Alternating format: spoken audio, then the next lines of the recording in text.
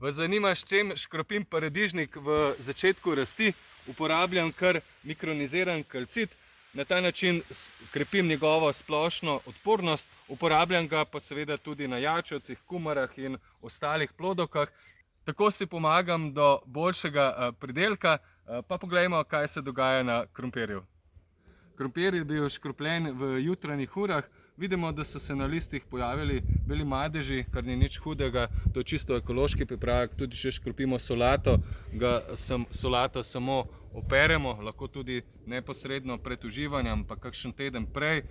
Tako da opazil pa sem, da imajo krompir, ki ga škropim s pripravkom Foliomax, manj radi hrošči, kajti Foliomax vsebuje tudi nekaj silicija in to pravzaprav hroščem ni preveč všeč.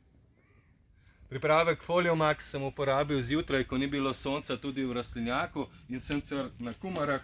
Tukaj zadaj so paprike, paradižnik, škropil sem tudi bučke, nizko, dolgo vigno, to je ena zanimivost, in pa v nadaljevanju jajčevce. Grah bomo pobrali, kar pa je zelo pomembno, seveda priporočam, da se škropijo tudi vse sadike, solate in ostalih hitro rastočih vrtnin.